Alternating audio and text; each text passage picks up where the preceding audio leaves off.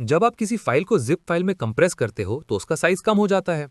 और आपने ये तो सोचा ही होगा कि क्या हो अगर मैं एक ही फाइल को बार बार कंप्रेस करूं। तो क्या होगा, इससे तो हम जीबी की फाइल्स को केबी में कंप्रेस कर सकते हैं। देखो, फाइल या डेटा कंप्रेशन किसी पैटर्न को एक अलग और छोटे तरीके से रिप्रेजेंट करके फाइल को कंप्रेस करता है। मान लीजिए एक फाइल में लगातार 5x हैं। इन 5x को लगातार लिखने की बजाय हम सिर्फ 5x लिख सकते हैं।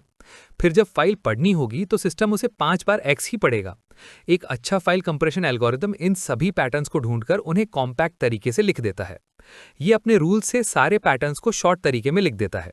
अब जब आप उस कंप्रेस्ड फाइल को दोबारा कंप्रेस करते हो तो वो कंप्रेस नहीं होगी, क्योंकि उसमें कोई पैटर्न बचा ही नहीं।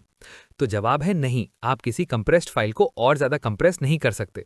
लेकिन असली कारण ये है कि यूनिवर्स का नियम हमें ऐसा करने से रोकता है। देखो, अगर कोई एल्गोरिथम किसी तरह 1 TB डेटा को सिर्फ 1 बाइट में कंप्रेस कर दे तो इसका मतलब वो 1 TB डेटा को सिर्फ 256 पैटर्न्स में कंप्रेस कर रहा है। लेकिन हमें पता है कि 1 TB में 256 से कहीं ज्यादा पॉसिबल पैटर्न्स होते हैं। यही वजह है कि आप किसी फाइल को बार बार कंप्रेस नहीं कर सकते। तो आज की वीडियो में बस इतना ही। मिलते हैं अगली वीडियो में एक नए सवाल के साथ।